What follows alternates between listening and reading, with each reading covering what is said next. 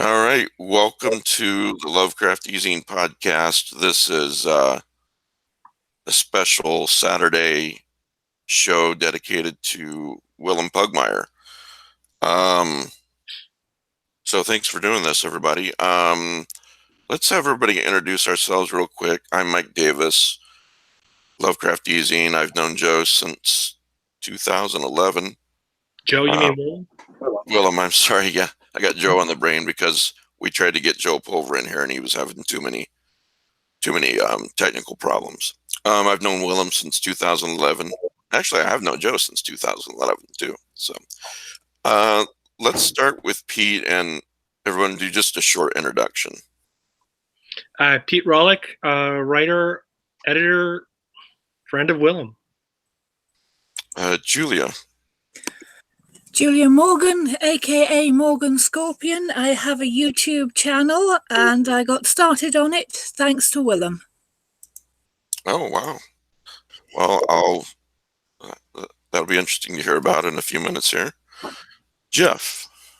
Hi, Jeffrey Thomas, writer and very good friend of Willem's.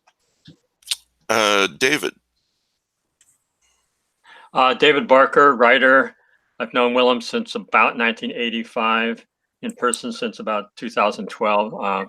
Consider myself a very good friend. And then Ben, did you meet Willem?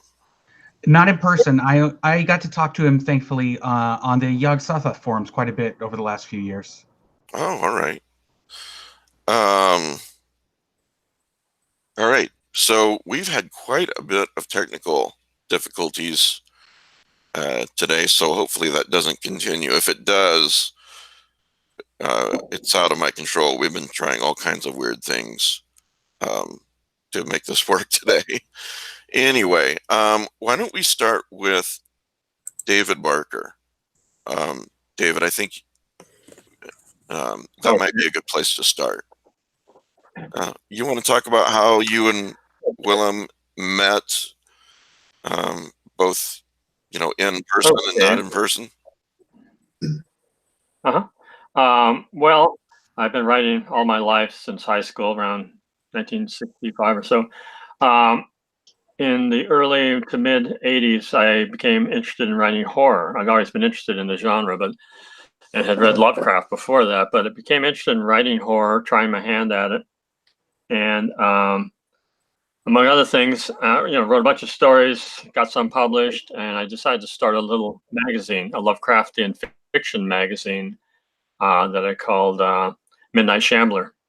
And there was a thing in those days called Scavenger's Newsletter that was written or put together and published by a woman named Janet Fox. And it was I think it was like monthly, or maybe twice a month, but it was a marketing newsletter for writers, editors, publishers, and such. And it would have ads in there, magazines, anthologies, books that were, seeking submissions in mainly horror, also science fiction and fantasy. And so I think my vague memory is that I announced that I was going to be doing this little magazine, Midnight Shambler, in Scavenger's Newsletter. And I got submissions from all over, some great people, including Willem. I think that's how I met him. And so he sent me stories.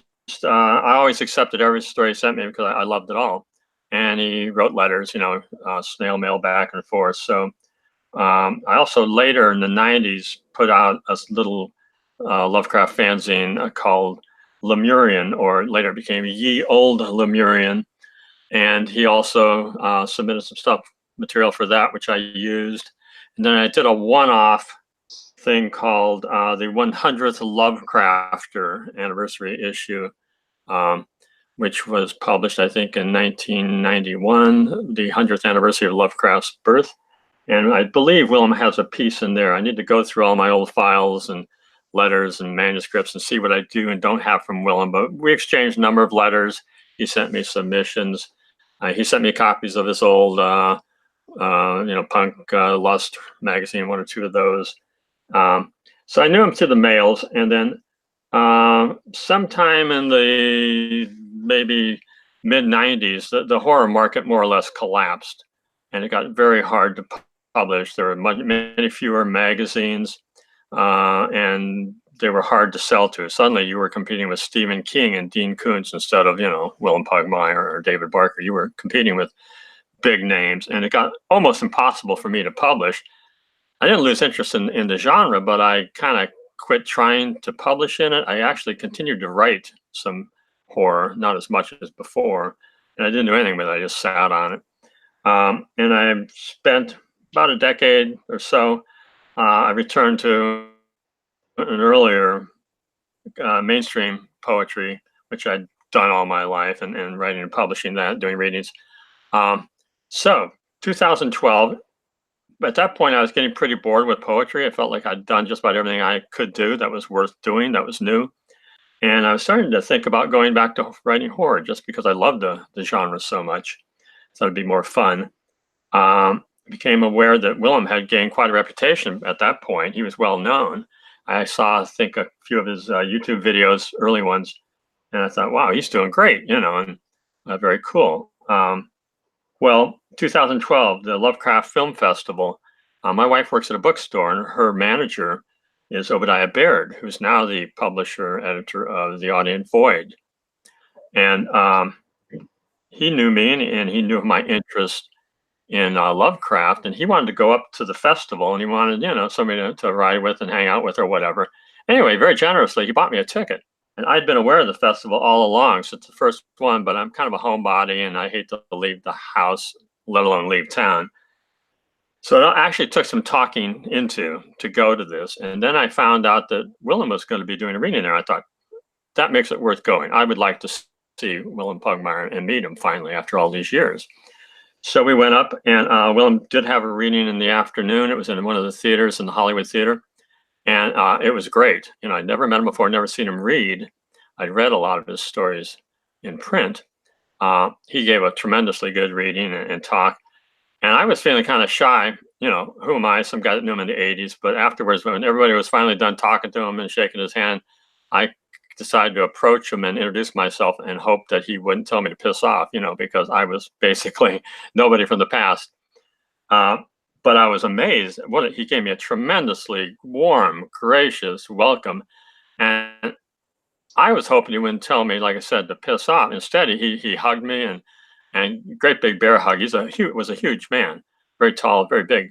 And he was very generous and kind and gracious and warm. And so we talked for about maybe 10, 15 minutes. And I met a few other people. And so that was pretty amazing. And I thought, well, that was nice. Good memory. I met Willem, didn't think too much about it. And he'd suggested we become Facebook friends. And so we did.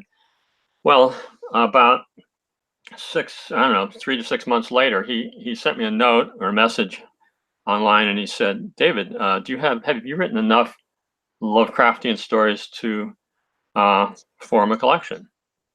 And I said, yeah, I have actually. He said, why don't you send them to me and I'll see if I can't help you get them published. And I thought, great, because I knew he had some good connections. He was well published already at that time. And he did find a deal for us with Dark Renaissance Books, Joe Moray, who used to do Dark Regions Press. So we're going to do this book together. Half his stories, half mine.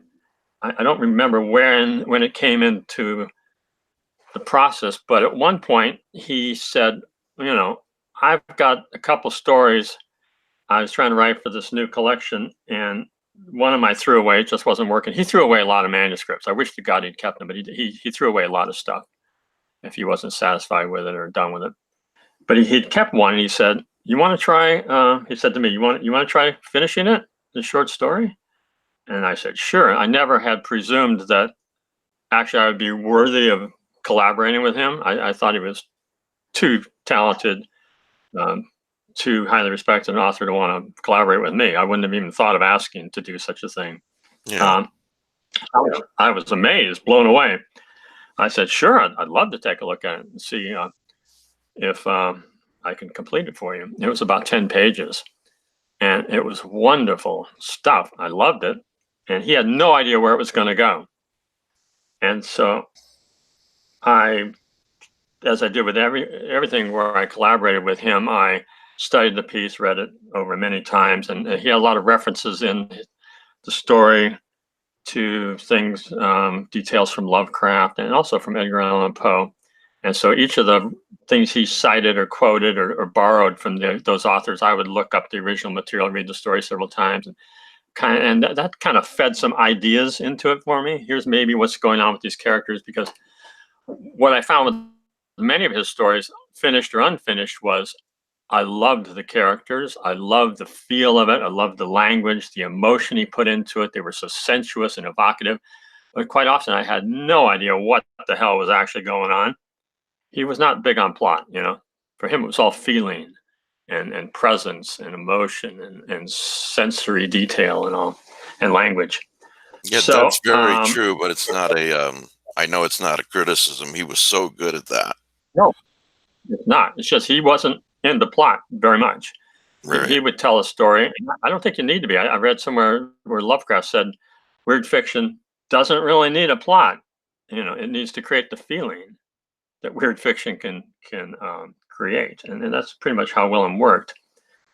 So I thought, well, if I'm going to write something, I got to know what's up with these characters and what happens next. So I came up with some ideas and bounced them off him, and he liked it. So I wrote a little more, but I didn't finish the story. I sent it back to him, and he liked it. And so he wrote maybe a little bit more, continuing what I had done. And so we would trade, you know, back and forth. We'd each write a scene. Maybe I'd write 2 scenes and I'd give it to him. Then he'd, you know, a few days later, give me a new scene, and back and forth and back and forth. And the thing grew. And after a while, it was too big to be a short story. And it eventually turned into a novel. And our publisher, Joe Morey, decided to break it out of the book, of the collection of stories, and make it a separate publication as a novel. So that's how The Revenant of Rebecca Pascal came about. That was published in 2014. For those who are watching, I've got it on the screen here. Yeah, it's right. It's a really great story, and I've got a signed copy from Willem right here. For those who are listening later and you can't see this, to my beloved buddy Mike. I'll get back to you one second, David. I just wanted to point this out because this meant so much to me. And this from David Barker and W.H. Pugmire. This book is dedicated to Mike Davis and the Lovecraft easing. So, like I said to you in the video test, David, very cool. Thank you so much for that. And I thanked Willem several times while he was with us. Yeah. He proposed it, and I said absolutely, because I was aware of the easing at that point and had been watching some of your videos and such. I should also mention that book has an introduction, a preface actually, by none other than Joseph S. Pulver Sr., which blew my mind, and it's a great little preface. The book was illustrated by Erin Wells, and she did wonderful, wonderful, I don't know if they're drawings or paintings, but wonderful art for the book. I think only the one illustration, there's a couple in the paperback. There's different editions. There were hardcovers and paperbacks, and some had all the illustrations, some had a few. But anyway, beautiful work. So, you know, I went again with Obadiah. I started paying my own ticket, but I went to the 2013 Lovecraft Film Festival. Willem was there, and we met in person and spent a lot of time talking about the book. Before it was, you know, The Revenant of Rebecca Pascal. I had a lot of, I mean, I would ask him questions in emails, and we would trade drafts back and forth. But I just kind of wanted to really grill him about some points. So we spent quite a lot of time, maybe hour and a half there, just sitting and talking. We met several times throughout that weekend. And I wanted to pick his brain. Something I should mention, because it plays in, altogether I've collaborated with Willem on 3 different books. The Revenant of Rebecca Pascal. Second one was the collection of short stories In the Gulfs of Dream and Other Lovecraftian Tales. Then the third one is Witches in Dreamland, a novel. And in all 3 of these, I'd never collaborated before. I didn't know how it was done. I did at some point look at the encounters of Enoch Coffin that Willem and Jeffrey Thomas put together. Well, I don't recall what year that was published. I don't hear anybody. Oh, I see Joe again. Yeah. And I hear Joe. Yeah, go ahead, David. I hear Mike. Okay, so I had never collaborated with anybody before, and to me, this was a once in a lifetime opportunity to work with someone I thought was I do think is a great writer. So I wanted to be on my game. I don't hear anybody. To do my best to give it all I had, and I did a lot of research, and I studied his texts and read them over and over and over again. But I really needed to bring everything I could to the material. And I really found myself getting into his head and getting into the heads of the characters. And when I study a problem that deeply and think about it, what starts to happen is I start to dream about it. So I started to have dreams in character scenes for the stories we were working on at the time we were writing them. And so I began to dream some of the scenes that I then wrote for the first book, the novel. And that happened throughout all of the collaborations we did. About half the material that I contributed came out of dreams. The other half just came out of my brain as I sat there at the computer. But that was an important part of the process. And at one point, when we were talking in person at one of the Lovecraft festivals, Willem stressed to me how important dreams were in his own writing. So he was totally on board with me doing that. And the weird thing about that is you don't really know what the dream means, but it has a certain feel to it that you want to bring to the story. So I just found myself using my intuition, trusting the dream, and just going with it. And so I pretty much used the dream material as it came to me without a lot of revision. There were some dreams I didn't use. I might tweak them a little bit, but I pretty much used them the way they came. And that seemed to work. And it certainly brought, I think, a weird element to the story, because a lot of the stuff that I would write that wasn't dream-based was fairly mundane, the mundane world of the characters. And then suddenly, out of the blue, there's this weird stuff that comes along out of a dream. And I just slam it in there, and it kind of changes the balance of the whole narrative. And that's so that's what Willem did too, pretty much, didn't he? I think he told me that once. Think so. Yeah. The first thing he sent me to start that novel was about a man. He's at a poetry reading, and a strange woman comes up, and she's homeless. She's a mess, and she starts to read her own poetry. It's like an open mic event in Arkham, and she reads the most beautiful poetry. That's how that story began. And I read somewhere that actually happened. He was at a local reading somewhere in Seattle, and a homeless woman came in. She looked like a mess, and she began to read. And he thought, what is this odd creature going to do? And it was utterly beautiful. People, but I don't hear anybody. And so, so that was a very interesting part of the process. And I've used dreams before in some of my weird fiction, but not to this extent. I was leaning heavily on that, I think, because it was bringing me the material I needed to keep up with Willem. One of the things that would happen is I would send him something, and a few days later, he'd send me back something. He said, I like what you did, David, and here's my new piece. And I start to read it. It picked up where I left off. And suddenly, in the middle of it, wow, there's some mind-blowing, incredible stuff going on that I had not foreseen, and literally blowing my mind, some of his new scenes. And those so inspired me that I thought, man, I got to keep up with this. I have got to deliver something worthwhile here, And so the way I saw it was Willem brought the inspiration. He brought the spirit to the story, and I tried to keep up with him, and I would try to bring some plot structure to it. And I'm not that plotty of a writer, but I would try to decide where we were going and how we were going to get there, and that seemed to work. So long story short. Yeah, I'm sorry, go ahead. Oh, I was just going to say, so that first novel came out, Revenant of Rebecca Pascal. Then we did the second book, the book of short stories, and it's like a half dozen of my stories, half dozen of his stories, all Lovecraftian fiction. And then we wrote 2 new stories together. We collaborated on. One is called, well, I guess I could look up the titles. I'm going from memory here, but one is called In the Gulf. It's the title story, In the Gulfs Can't of hear Dream. anybody.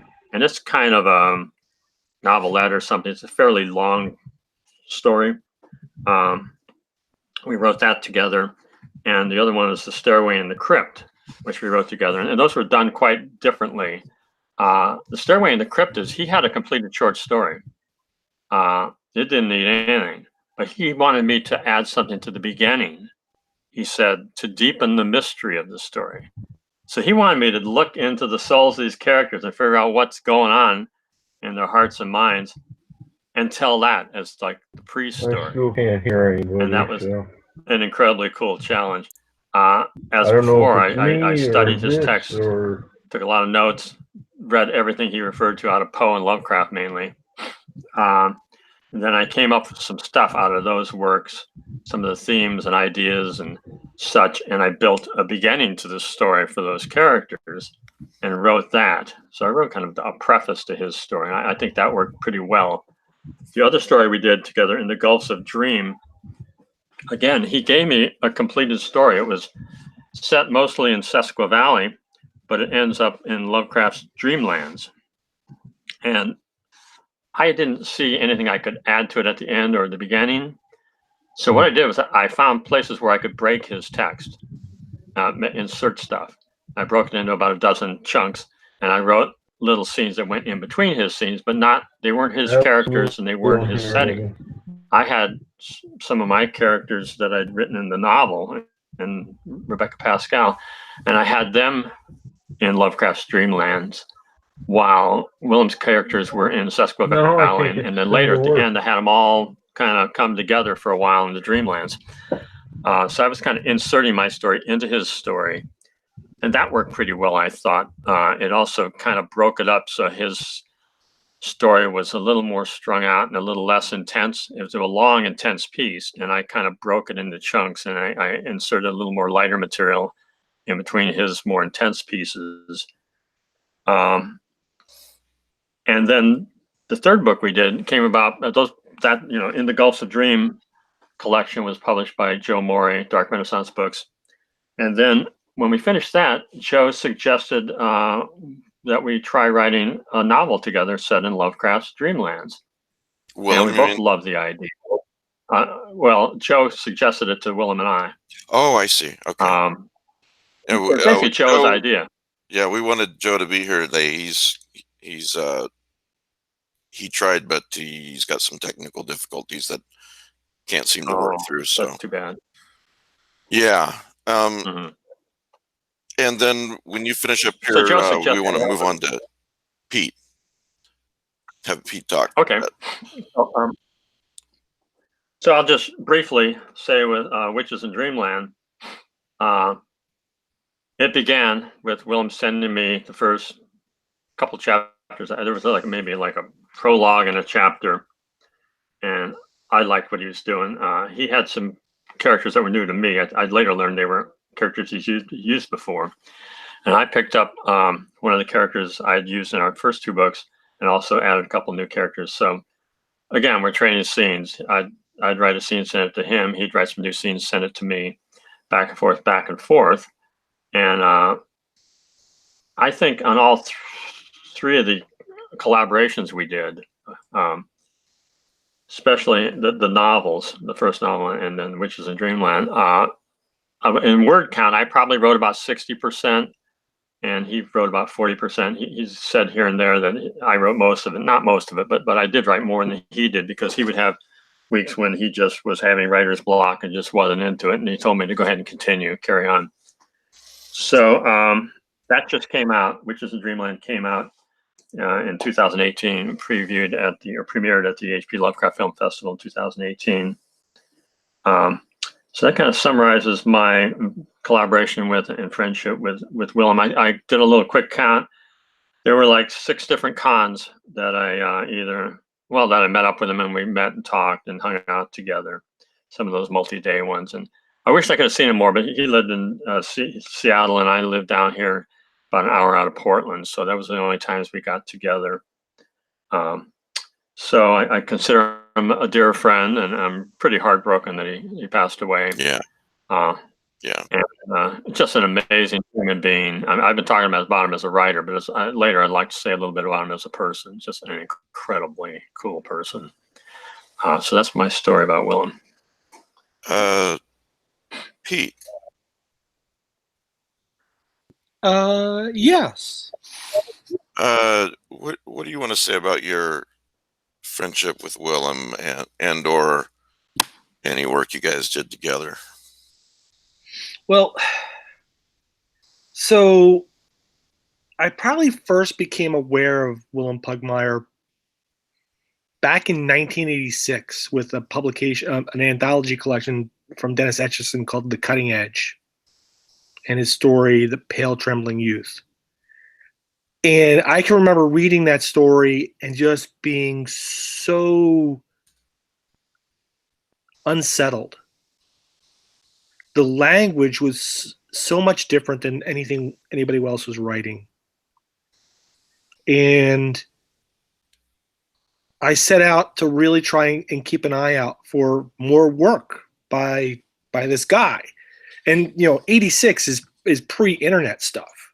Yeah. So you couldn't just go to Amazon and look stuff up. And it wasn't really until 1989 with Tales by Moonlight 2, a small collection from Tor Books, I think edited by Jessica Amanda Salmonson, that republished his piece, Oh Christmas Tree. And once again, really unsettling stuff. And just not only the turn of phrase, but the use of language was just so incredible. Then he appears in the next year in the year's best horror stories from Carl Edward Wagner. I think it was volume 18, and the story would probably be the boy with blood in his mouth, with a boy with blood-stained mouth. Really just creepy. And the first hint for me that I was dealing with a sort of homoerotic author. Really great stuff. Just set me on edge. 94, Poppy Z. Bright releases her collection of erotic vampire stories, Love in Vain. And he's got a great story in there, Delicious Antique Horror. But then in 95, it clearly becomes in Chaosium's The Dunwich Cycle. The story is The Treehouse, which in my mind firmly establishes without a doubt that Willem is a Lovecraftian writer, not just a weird writer, a Lovecraftian writer. Yeah. This is a direct sequel to the Dunwich Horror. It's very, very creepy, very evocative, kind of sets the tone for Sesqua Valley. Really just cements Willem as an author I'm going to want to follow for the rest of my life.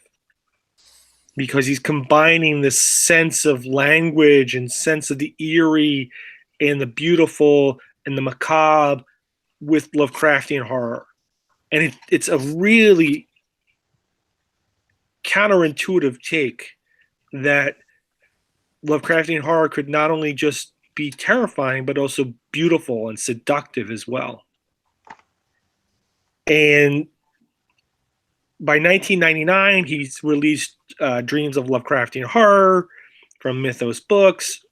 And, now we've got catalogs and that are coming out and emails that are coming out. And we're like, okay, this is the golden age of the small press. So you can get anything you want almost, as long as you're willing to pay for it. And, then you find out that Willem has this huge catalog of fiction out there that's been published in the small presses everywhere, mostly in the Pacific Northwest, but mostly in like Space and Time, and I think a couple Death Realms. He's got his own couple of fanzines going.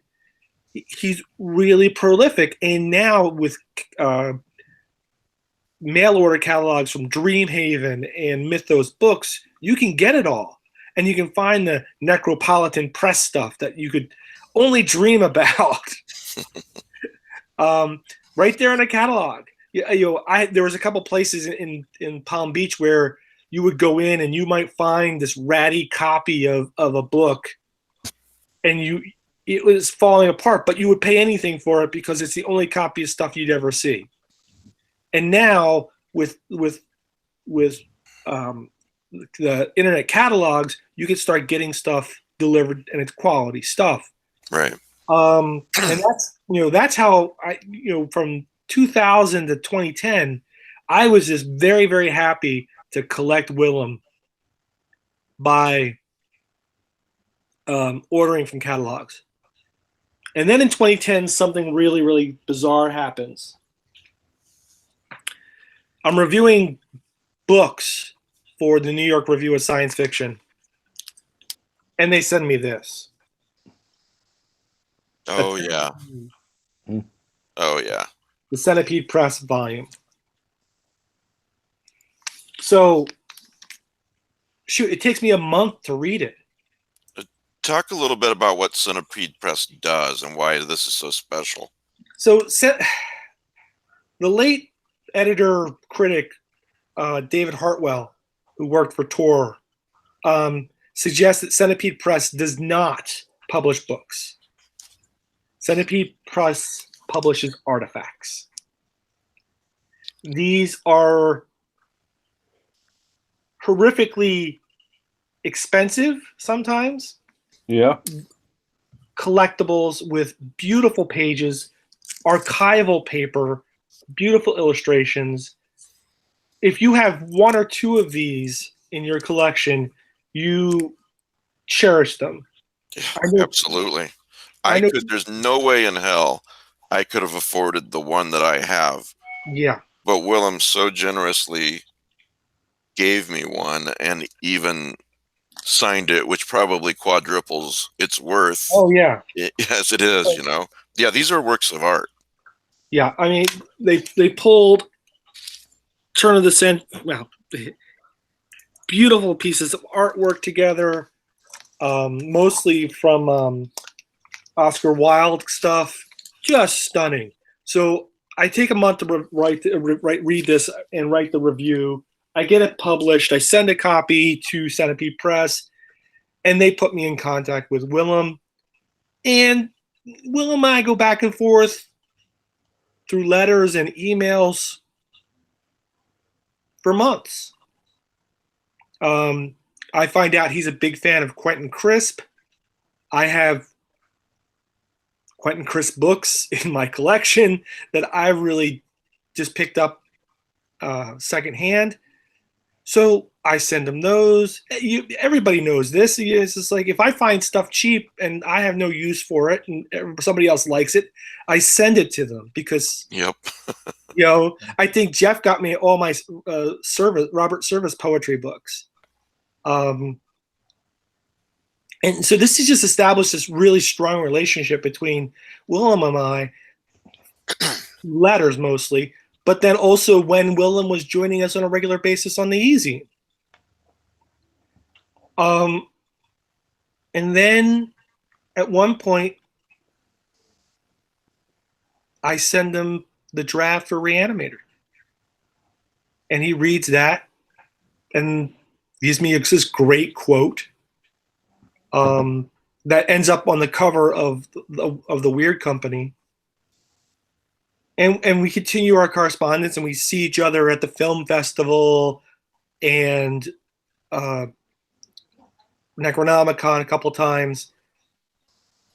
And then I start working on Reanimatrix, and Reanimatrix has this huge portion that's about Lavinia Waitley in it.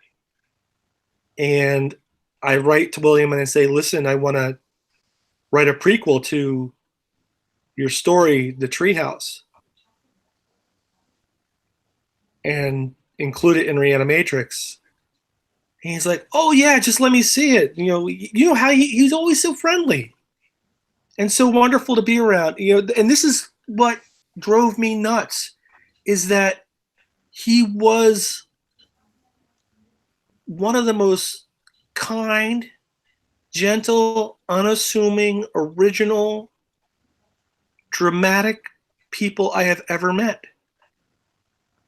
And the fact that there were people out there that didn't like him drove me nuts.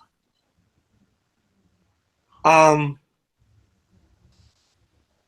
funny thing is that I think that Willem found out very early on in his life what he wanted to do. He wanted to be dramatic. He became Count Pugsley very early in his life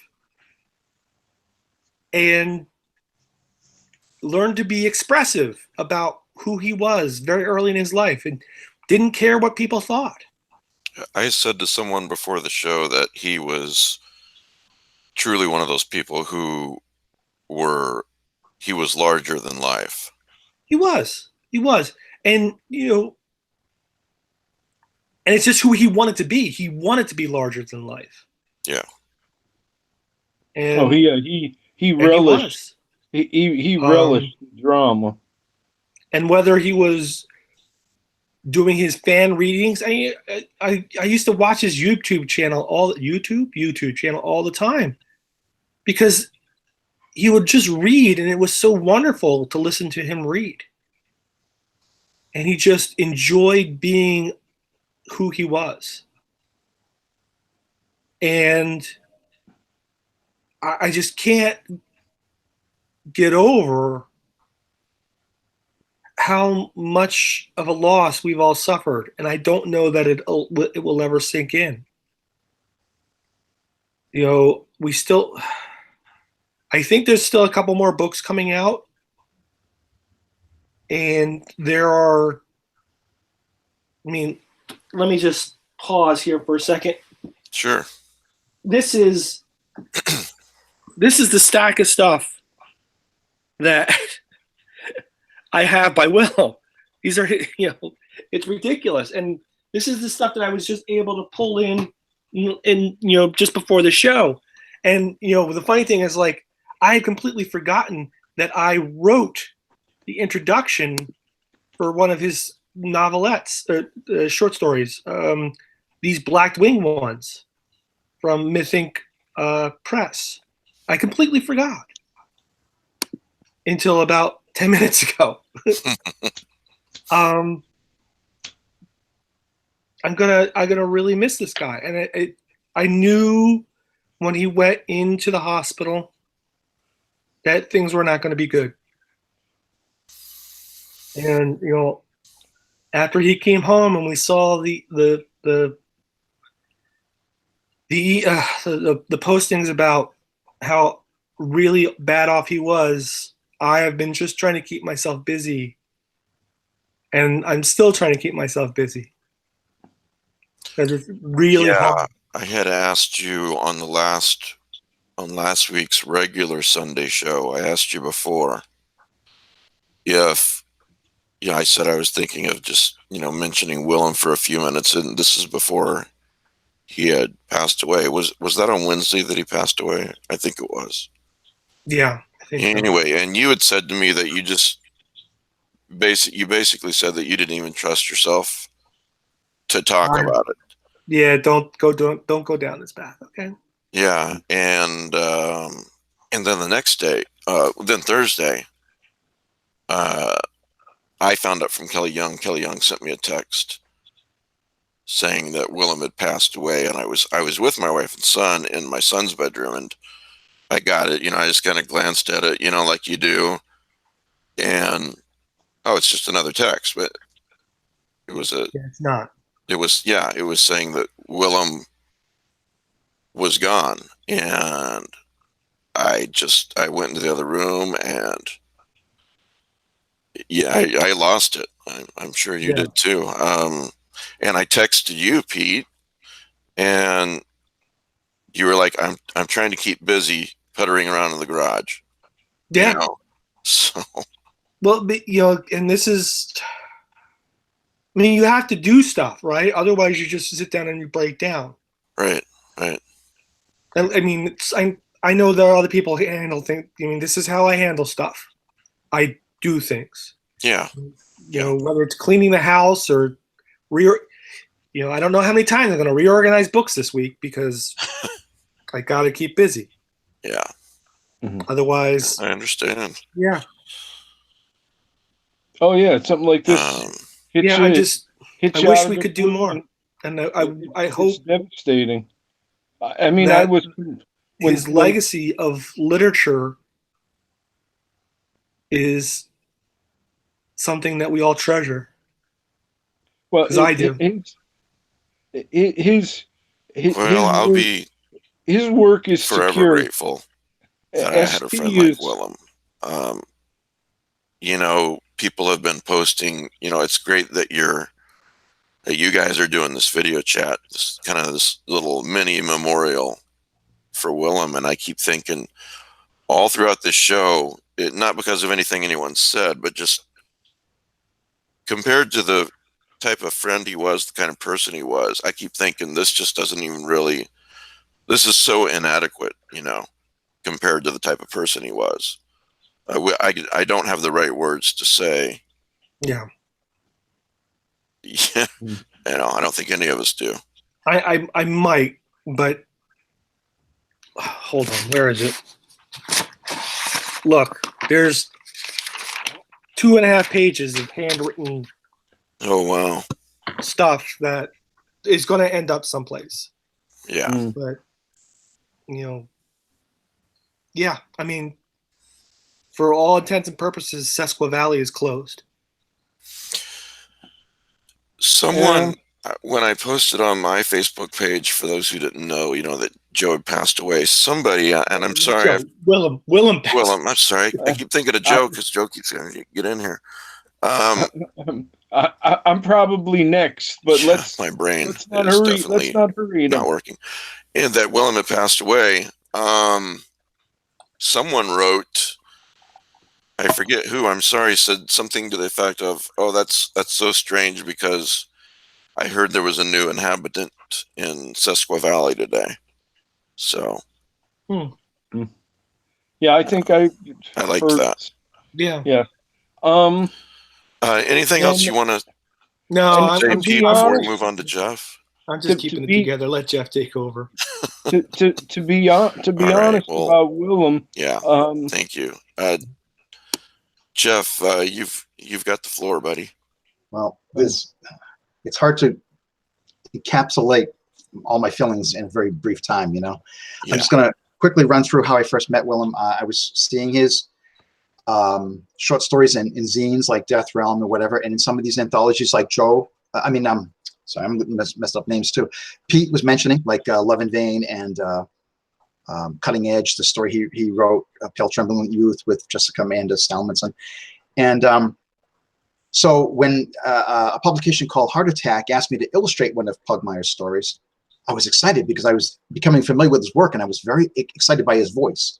So I drew that illustration, and that illustration caused Willem and I to come into contact with each other. This was about 1992. So we started corresponding. And Willem would write these wonderful letters. I'm sure a lot of people have received them back before people were sending emails. These long letters he would write on the backs of this interesting stationery with pages photocopied from Punk Lust and whatnot. And then our correspondence evolved into exchanging audio cassette letters. So Willem would he would read stories to me, and he would just chat with me.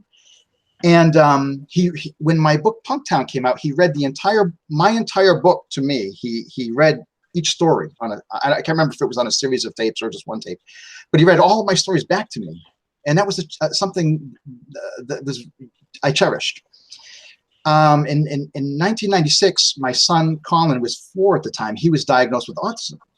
So Willem and I were corresponding always, you know. So he knew what was going on in my life and whatnot. At that time, my wife and I worked separate shifts so that we could take care of my son. I worked in the day, she worked at night. So I would look forward to Willem's letters and audio cassettes because there was no social media. So I was very cut off. So I would look forward to his letters and it was almost like a long distance romance. He was a human contact with me. As important to me as any human contact I had in my life. And so when I told him about my son's autism. He was very moved by that. So he sent me an audio cassette for Colin of songs that he recorded, but also he sang some songs for Colin. And it touched me, moved me so much that he was so compassionate. And not only that, but he was so moved that he wrote a story. It's one of the stories in this book called "The Million Shadowed One," and he dedicated it to Colin. And I feel, maybe I'm prejudiced, but I feel it's one of his best stories.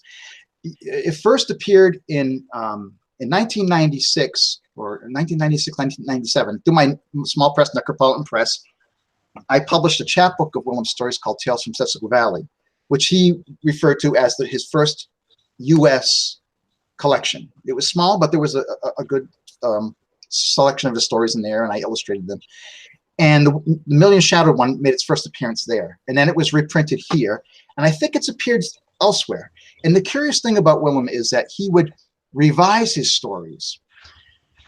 He would revisit them and revise them.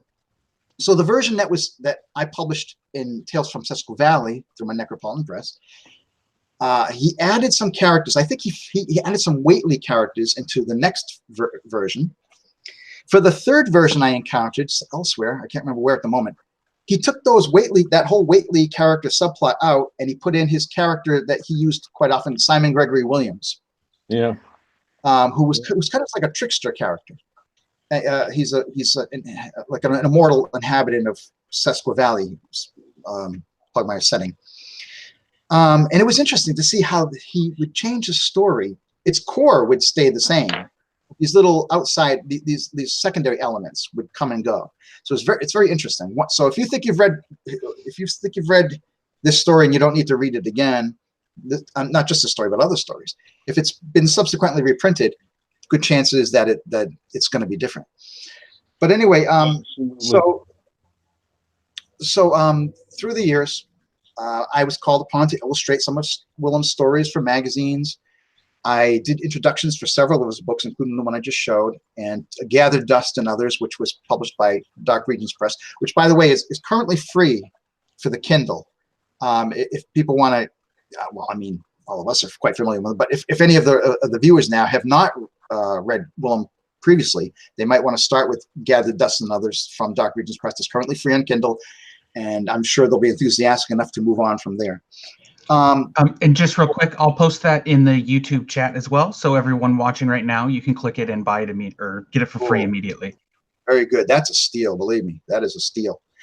And so our collaboration, our ultimate collaboration was when we wrote a book of short stories together called Encounters with Enoch Coffin. And Enoch Coffin was a character that Willem came up with. He's an artist and somewhat inspired by Lovecraft's Pickman, but in the course of one of the stories, our character Enoch Coffin discusses Pickman. But Willem wanted to write a series of stories about this guy, and he first approached our writer Stanley Sargent about collaborating, because Stanley was an artist, and he wanted Stanley's input in that regard to bring that kind of artistic knowledge. For whatever reasons, Stanley declined. So Willem next asked me, knowing that I'm also an artist. Just FYI, Stanley, another guy that we miss a lot. Yeah, he passed away. Was it last year? A year ago. He was a wonderful artist and a good friend of mine, and a good friend of Joe. Yeah, Joe. Yes, Stan and I go back decades. And as a matter of fact, it's all those early conversations in the beginning of the 90s with Stan where I met Willem. Oh, you met Willem through Stan? Through Stan. Bob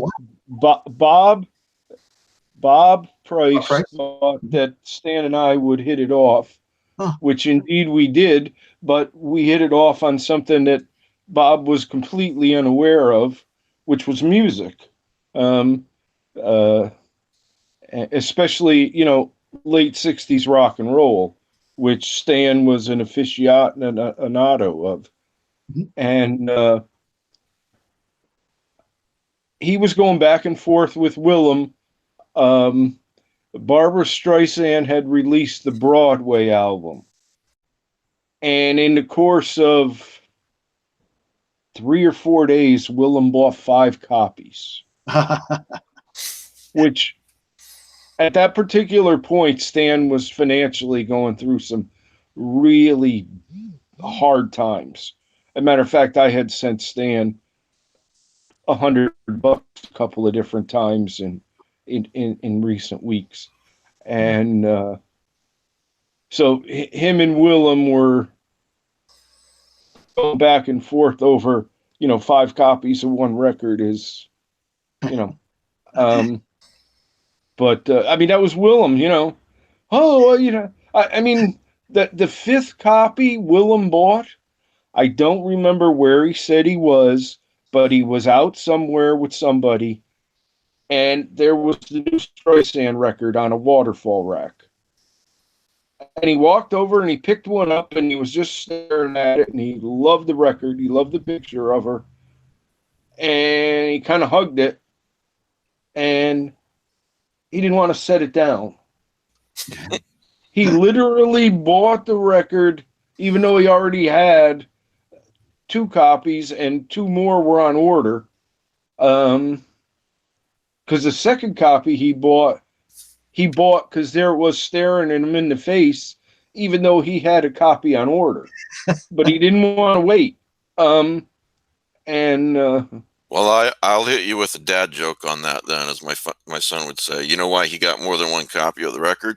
In case he wanted to listen to it more than once. So yeah, right. I think it's funny, but my son would. Yeah, no, that is funny. That's a dad funny. joke. But I mean, that's how Willem was. He would, Enthusiastic. Oh, yeah, very. I what I really liked about him, as far as his work was, I always saw him as an atmospherist, more than anything else. And Jeff's absolutely right. Because I can remember Stan is like, "Why the fuck didn't you write a new story?" Well, you just rewrote the same one. Yeah, all the time those 2 went back on those. Yeah. Oh, I just wanted to change the tone a little bit. Oh, I there was a couple of words I really wasn't happy with. It's funny. I used to get emails from them bitching about each other. I'd be like in the middle, like Stan bitching to me about Pugmire bitching about Stan. It was funny. Oh yeah. Oh, they would get going about each other. Yeah. Boy, and the thing is I used to talk to both of them on the phone, at length. So, man, some of the stuff I heard. Well, I used to talk to Jeff on the phone too. Oh, for hours we used to talk. Yeah. Yeah. Yeah. Yeah. I wanted to show off my shirt I'm wearing today, by the way. Sure, go ahead. The Queen of Eldritch Horror. Did you just go black just for me or for everybody? Who, me? Yeah. We can't see your camera. Oh, yeah. No kidding. Can you see it now? Oh, my God. No. Maybe That's weird, right? When you want to show off a T-shirt. Can you see me now? Nope, you're black. Everybody's going black. Your black is my soul. I will tell you what. I wasn't having any troubles until I stood up. The technical problems with this show today have been many. That's crazy. Well, I'll go out and come back in. So, well, while you do that, Julia, why don't you say a few words? Well, I first met Willem through a chap known as Thomas Phantom on the Thomas Ligotti online thing. I'm a fangirl. I've long been a fangirl since the days of Nightscapes, which I think was about 15 years ago, where I first encountered Willem's stories and first encountered Joe, a few others that you were all kind of like heroes to me.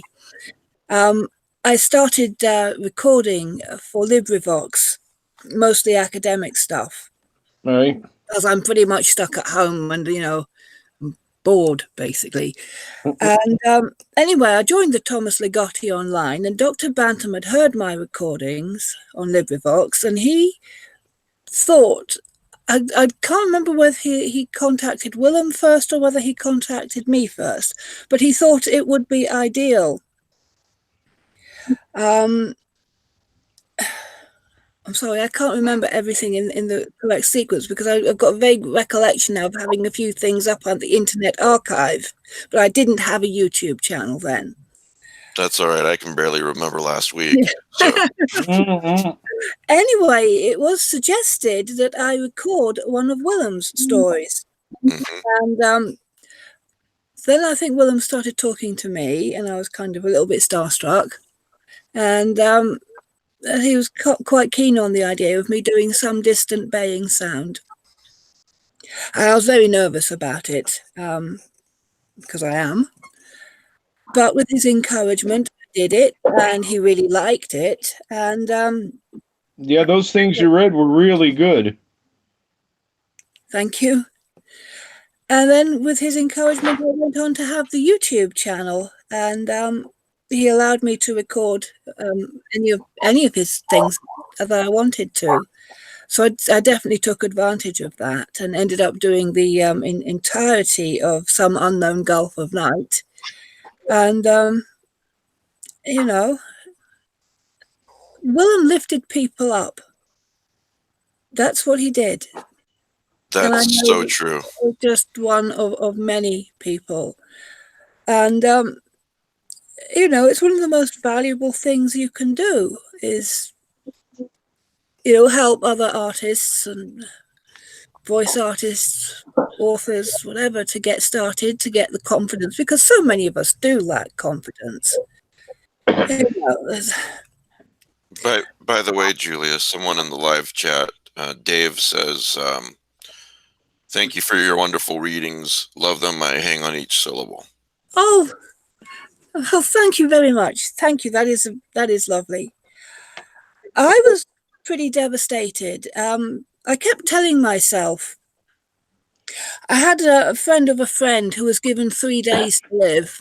And on the day that he was supposed to die, he got out of bed and went to the opera, lived for another year. And I just hoped and hoped and hoped that there would be something similar for Willem, that he would basically show the doctors they were wrong.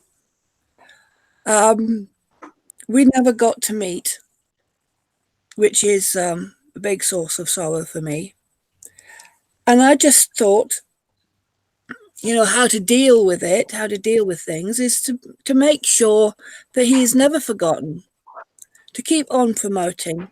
If there's any memorial, any crowdsourcer, anything like that to help as best I can. And to keep on keeping on, not just keep on for a few weeks or a few months, but,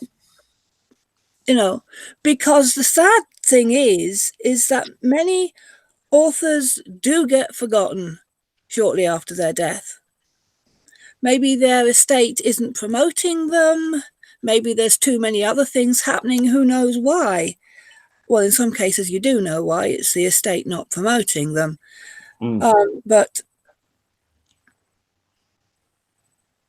And Willem does not deserve to be forgotten. He doesn't deserve to be forgotten as an author, and he does not deserve to be forgotten as a person. And for me, that's where the consolation is. It's an odd thing to be made, happy is not quite the right word, glad by so much sorrow coming out, not because I want people to be unhappy, but simply because it's proof of how much he was loved and of how much he is valued and of how much good he has done in the world. And I just hope that when I die, there will be people saying, well, Julia helped others too. So I want to be more like Willem. I just would like to end on this. I dreamt about him, and I dreamt that I ought to make myself up the way Willem sometimes did in order to come on the show. But then I realized I didn't have the makeup skills. But the other thing about Willem is he had fabulous makeup skills. Oh, Oh. God, yeah. Oh, I could tell you stories. Ay, ay, ay. There was a Necronomicon where he shared a room with Stan Sargent, and there was a panel we were supposed to be on, all three of us. Mm. And Stan was up, ready, dressed. I was in there having a cigarette, having a tea, and Willem was in and out of the bathroom. I mean, he had been up, showered, dressed, the whole bit. But it took him an hour to put his face on. And he was back and forth between the bathroom, and when you came out of the bathroom door, right on the side was another mirror, and the lighting was different. And for whatever reason, he had to, every little tweak of his makeup, he had to check in both lighting, the lighting in both mirrors. That it was hilarious. And we finally dragged him out of there because it's like, hey, you know, we got this panel we're supposed to be on in 15 minutes, and we got to like walk over there. Oh, okay, I'm ready. But I don't know how many times over the years, standing around waiting for him to finish his face. He loved putting that stuff on.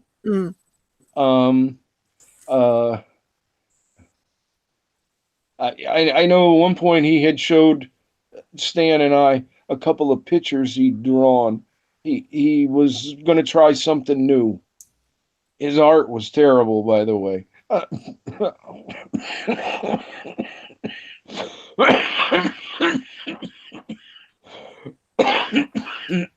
You okay, Joe? Yeah, I was just kind of coughing and laughing at the same time. Remember Willem and those couple of drawings. But he did love putting that face on. And amazing how many people it drew. Well, there was one time where it was you, Mike, and me and Willem, and we were standing on the corner across the street. And I remember a lot of people coming up. They wanted their pictures taken with Willem. And he adored fans. He was beyond generous. There was a girl, I forget, I think she was from Greece.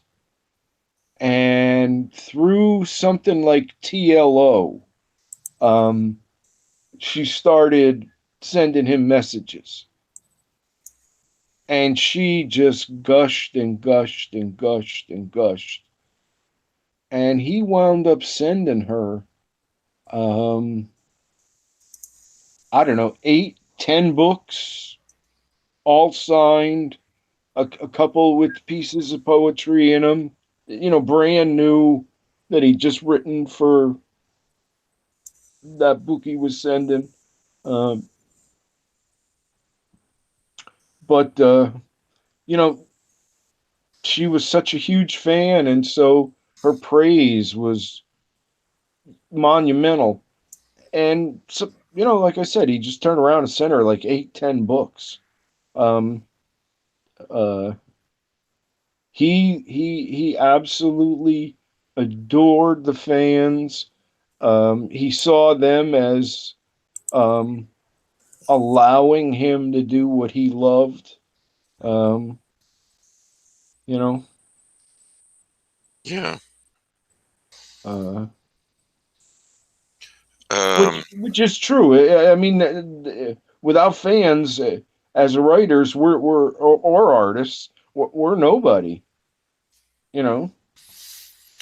I was looking at the last time he was on the Lovecraft Easing podcast was last year. I don't remember. I think it was like April or something. And I watched a little bit of that the other day, and the more I watched it, the less it seemed like he was gone. It just seemed possible, didn't seem possible that he was gone. And I am really, this is something that one of the many things technology has done for us is that, you know, we have those recordings. We have the recordings that he made on his channel. I use, as probably most of the most of the world that uses email probably uses Gmail these days. I do, and I punched in his email address into my search box at Gmail, and I have emails back and forth with Willem going back years and years, and it's great to be able to go through those and read those. So, yeah. See, I remember going back to the very early '90s and, you know, talking to him on the phone for, geez, long time. Yeah. I don't remember the contents anymore, but there was one time where it was Willem, Stan Sargent, and I in a, what do you call that when there's three of you? Conference call? Yeah. Man, I think that bill was $400 for that call. Oh, we talked like crazy. Well, and just think, this is free. It's got a lot of bugs today, but it's free. Yeah, but it's free. Yeah. And I'm talking about in the early '90s. That was a lot of money, you know? Yeah. Well, I used to talk to Jeff sometimes, and we would talk for 4 hours. Yeah, hours. Yeah. You know? And it was great. You could have talked for 4 more. Yeah, well, that was the thing is it's like the bill came and you went, oh shit, oh my God. But that later. But you know, and it was so funny because I can remember Jeff and I don't know, I think we thought we were like 4 hours car ride. Joe, if you hadn't talked to me on the phone for so long, I never would have written my novel Monstrosity. I never would have completed. You know, it was through our conversations, and you know. Yep. You know? Oh, I know, and the fact that you wound up dedicating that to me, wow. Mm-hmm. And it went on to be nominated for a Bram Stoker. That never would have happened if we hadn't been back and forth on the phone. That's what that's how we inspire each other, and it's what we keep talking about is how encouraging Willem was. Look at how he encouraged David and Julia with her videos and so forth. It was all about that. It wasn't with Willem. It wasn't about competition. Yeah, it was all about uplifting others. That's one of the things I love most about Willem is that he shared, as I know many of you do, that philosophy that I have, that creativity is not about competition. If you don't mind, it's not a zero-sum game, you know. I'd like to pipe in here real quick. My first encounter with Willem was actually on forums 5-6 years ago. He would Yogsoft off the web forums. They had a section just for Lovecraftian fiction, and I was trying to find new stuff. Yeah. And he would respond to every single request of, hey, is this book good? Hey, do you recommend that? He'd post announcements for other people's books, other publishers. If I'm remembering correctly, he's part of the reason I found this easing, because I was following so many of his suggestions. I started looking him up on YouTube, and I tracked down some of his interviews. And he was that person that would encourage everyone to try out new fiction, or he'd recommend new authors. And I really appreciate that as someone new to the community trying to find new work to read. Oh, yeah. He wanted everybody who's turned on by this material as he was, and he wanted everybody to discover it and share it and keep it going. He was really big on promoting it, and he would spend a ton of time with fans, because they were the readers. They were what kept this going. They were inspirational. He thought we were nothing without the fans, without readers, which I completely and always agreed with. I noticed that I'll repeat, this particular video chat has had so many bugs today. I apologize, but it's I'd like to say it's my fault, but it's not. It's just it's Google Hangouts. YouTube live chat has been weird lately, but I noticed that Rick, you were able to pop in. Do you want to say a few words before we lose you? If we do lose you? Yeah, well, I think it was the browser that was the problem. But yeah, two things I remember about Willem, or two things I want to mention about Willem.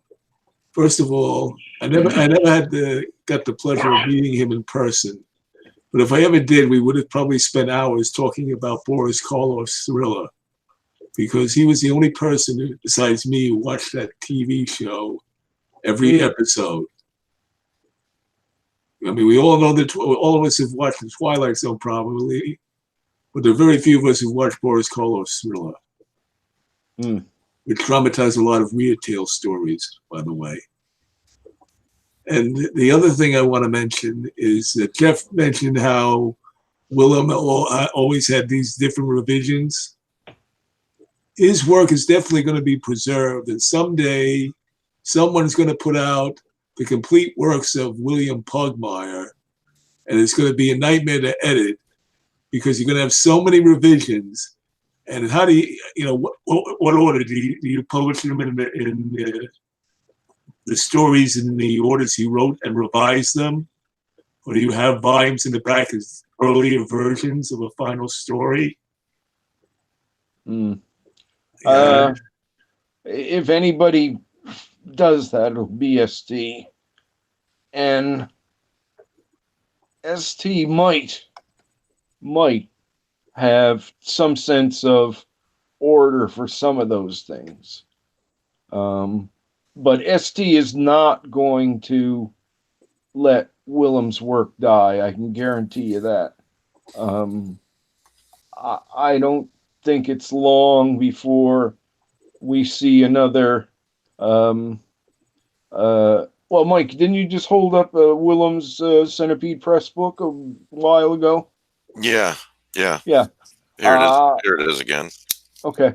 I assume we're going to see another version of that, whether it's from them or someone else.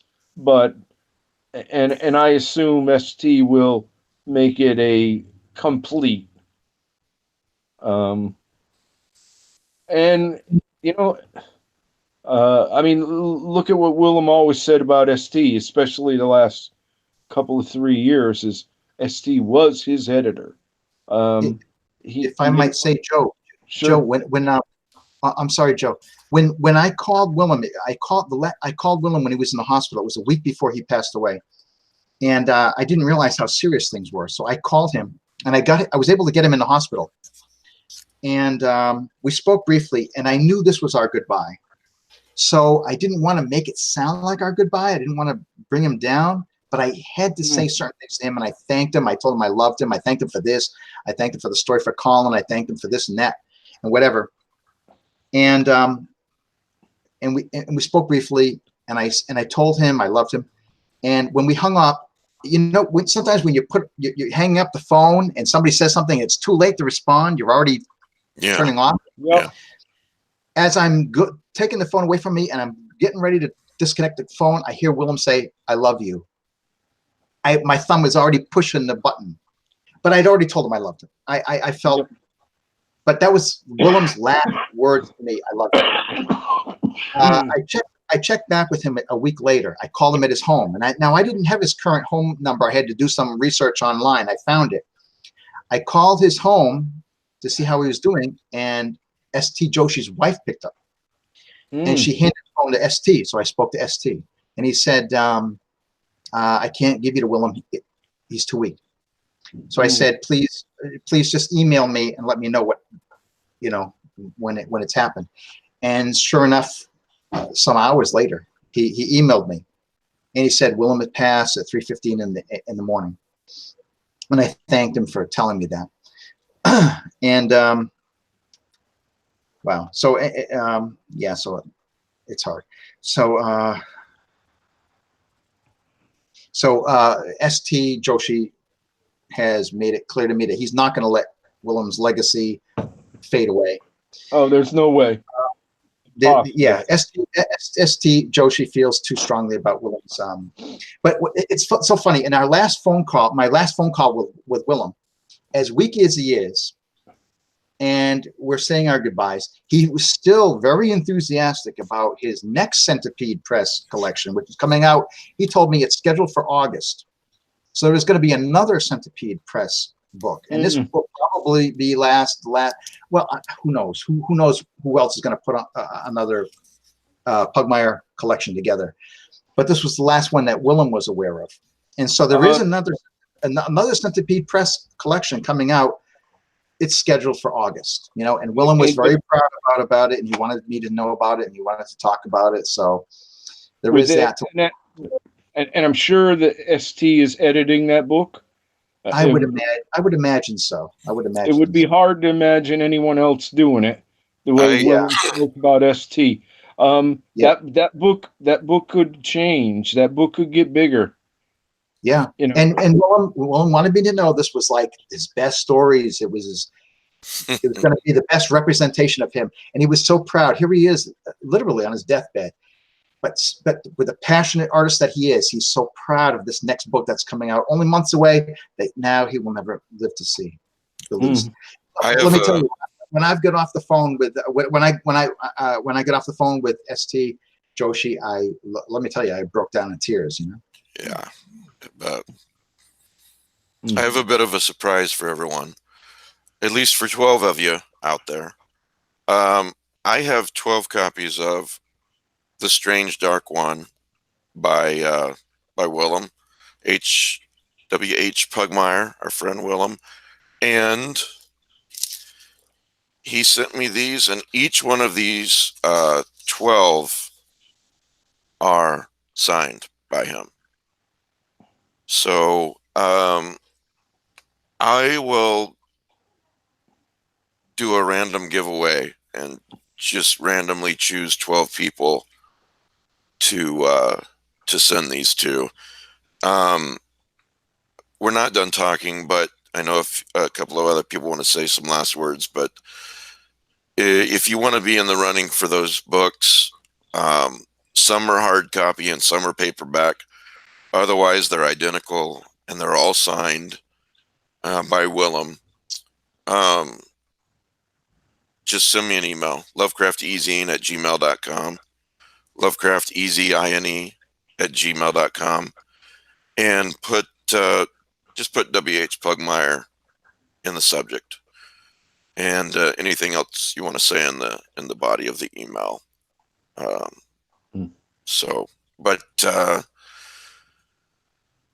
Yeah, Willem sent me those a while back, and I always meant to give them away, and I am actually kind of glad that I waited, because I think it's more fitting to give them away now. So sorry, I'm a little. It's hard to believe that he's gone, So. Oh yeah, I remember reading that, and it's like, and I didn't believe it. Yeah. I mean, the other day I had sent him an email, a week, whenever it was, and I just, I thought it's just a big scare. It's not. That's what I was thinking too. That's what I was hoping for. Because he's had scares before. Yeah, and came through them. Oh yeah, and I mean, I remember when we went through, because Stan Sargent was HIV positive, and there was some bad there for a while, and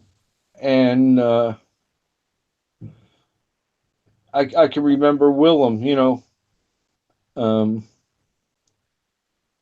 back then, and it's just like, and I remember how devastated I was when Stan passed. I mean, that was a couple of weeks of, just kill me. Yeah. But I was, this isn't happening. This is, I knew it was serious, Yeah, I think everyone understood that it was serious, but just speaking for myself, I knew he'd come through these serious things before, and I thought he'll get home, he'll rest, and everything will be all right. yeah, that's what I So, thought. He's gonna, wasn't any fun, but he's gonna rest up. He's been told to behave. I'm sure the doctors did ABC, whatever, and it'll ultimately be okay. And then you turn around and he's gone. It's like, whoa.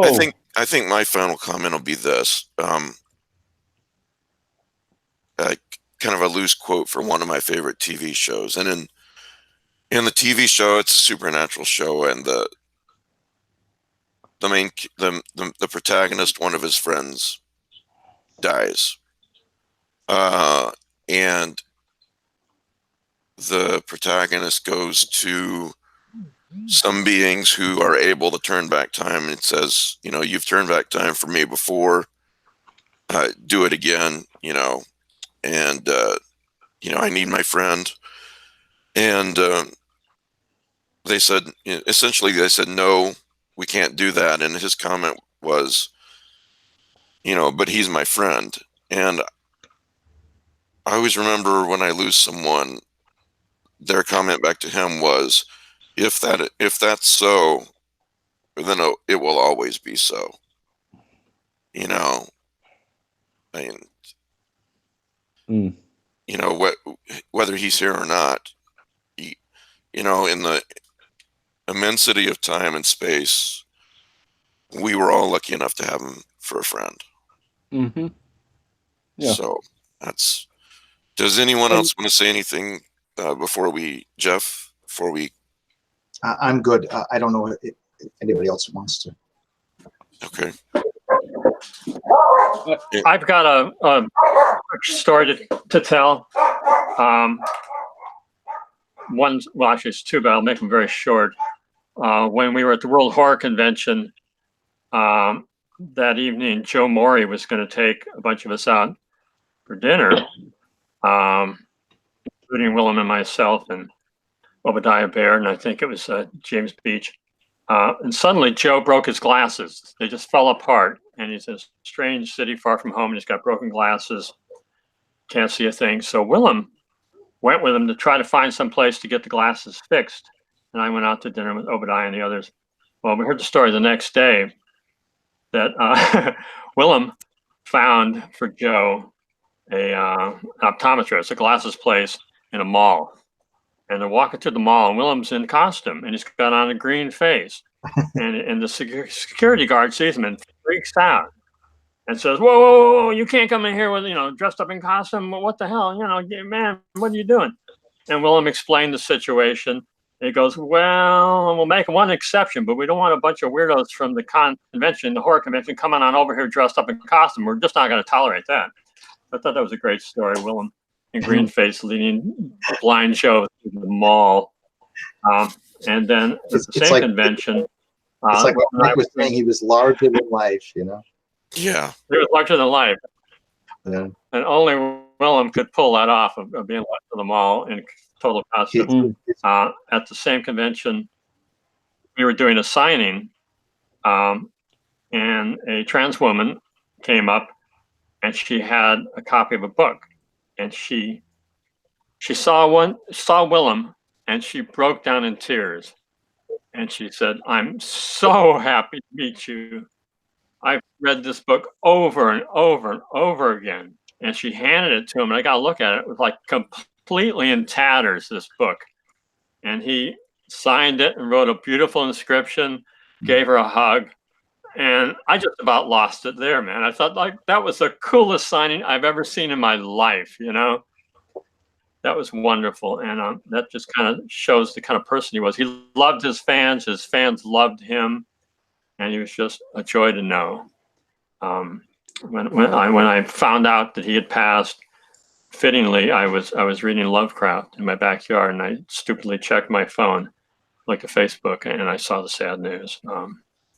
Anyway, it was a pleasure to be his friend. It's going to take a long time That's to all. assimilate. It hasn't hit me yet. It's like when my dad passed. When my dad passed, I was called upon to read a poem. My dad was a poet. I read a poem at his funeral, and I was surprised. I held it together. I was perfectly calm at his funeral.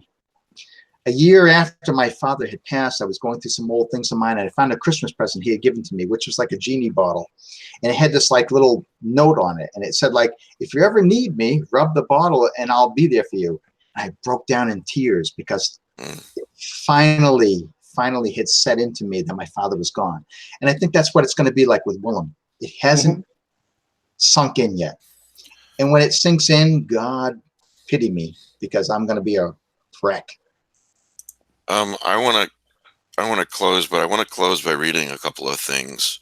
A few minutes ago, I talked about the book giveaways that I'm doing of Willem's, and I'm amazed at the emails I've gotten in. That was 10 minutes ago since then, and I'll read a few of them.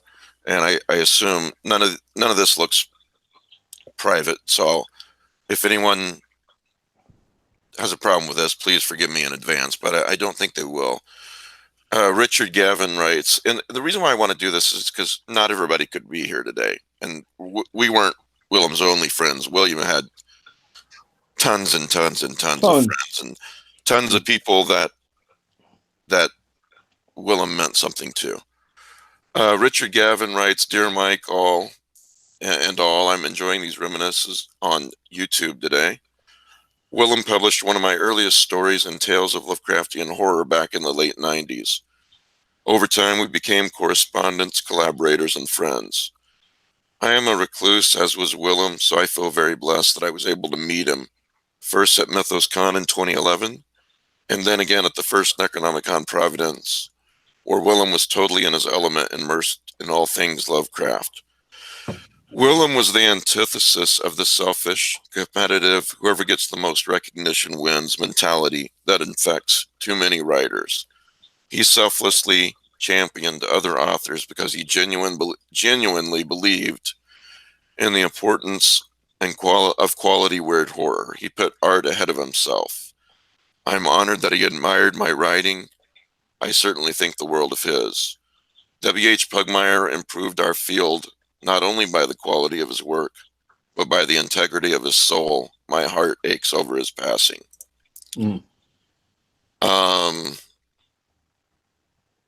Looks like Joey Shea, Mr. Joey Zone's watching. So hey, Joey. Lee Clark Zump writes, "Thank you for putting the show together today. It was wonderful hearing everyone share their stories and remembrances of Willem. I know his work will live on for generations to come." David, I always do this. I'm going to get your last name wrong again. Plouf. Mike, I was crushed when I heard about Willem's passing when you posted it on Facebook. What a warm soul, and one who touched so many in the Lovecraft community. I enjoyed the Easing podcast with him as a guest, and I even took time to visit his site and watch the videos that he published. Thank you for dedicating an episode to him. And the last one I'll read is from Will. I won't even try the last name. I'm sorry, Will, because I know I'll get it wrong. Hi, I'm listening to the retrospective for Willem, just in tears. I was able to speak with him in person and online, and he was one of the kindest people I ever met. I am so heartbroken, as are we all right now. I don't know how exactly, but I want to make sure he is never forgotten. I would so love to get one of those signed editions. Thank you so much for talking about him. And so, yeah, thank you everybody for being here today.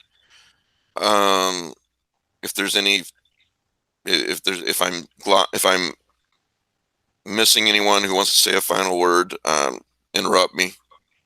But I really appreciate you guys coming on today, and I am sorry that there's some bugs in this particular podcast, but I wanted to go on in spite of it because doing this podcast meant so much to me personally. So, well, the one thing is, yeah, there is absolutely no way Willem, as a writer, will be forgotten. ST loved his work to the nth degree, and ST will not allow Willem, as a writer, to fade into obscurity. We are going to see, I don't know what we're going to see, but I can guarantee you ST will return to Willem's work, and keep it in front of weird readership, where it deserves to be. Like I've said over and over, I always thought Willem was a brilliant atmospherist. He There's something in there, that's eerie. He's a brilliant prose stylist. And I assure you, Joe, I'm sure ST is going to keep his legacy alive, but we can all participate in that. And I intend to. Absolutely. Oh, and I'm not saying we won't and that we shouldn't. I'm just saying, at the end of the day, no ifs, ands, or buts, ST simply won't allow it. No, he won't. He won't. ST may have problems with me on occasion as a writer. He may have problems with you as a writer on occasion, Jeff. Yes, indeed. But he never. I don't remember the last time ST had something negative to say about Willem. He had only praise for Willem. Right. And as it should be. And I'll tell you this, even I know this is not going to be the case, but even if it was the case that there were no more W.H. Pugmire books ever to be published, he's got so much work out there and so many friends that he would not be forgotten regardless. Yeah, not as long as I'm alive. Yeah. Absolutely. So, yeah. Yeah, it's almost worth thinking about organizing a reading at Necronomicon this summer. Yeah, perhaps. That's a good point. And I'm sure, knowing Niels, he's probably thinking something along those lines. Oh, I'm sure Niels is already planning some kind of tribute to Willem. It would be, it's inconceivable. Posthumous award. Yeah. All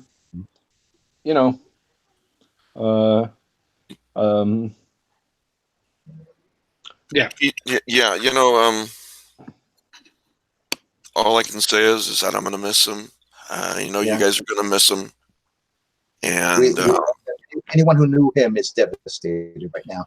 And anyone who had any interaction with him had cause to love him and is devastated now. And that says the ultimate about who he was. I think Richard Gavin put it really well in his email to me. That was very well said. Yeah, that he was the antithesis of the selfish, competitive. There's a lot of divisiveness in the world, and there's a lot of divisiveness even in the small, weird fiction circle. But Willem loved everybody. Yeah. And we should aspire to be like him and not let little petty issues of whatever divide us. We should all aspire to be like Willem. Well, thank you, everybody. Thank you, Jeff. Thank you, Joe. I'm glad we were able to get you on, Joe and Rick. Pete, thank you for what you said. Julia, thanks for what you said. And David Barker. And Ben, thanks everyone for being here. Thanks to everyone who watched, who will watch in the future. And we won't forget you, Willem. So thanks, guys. Thanks everybody for watching. Thanks, Mike.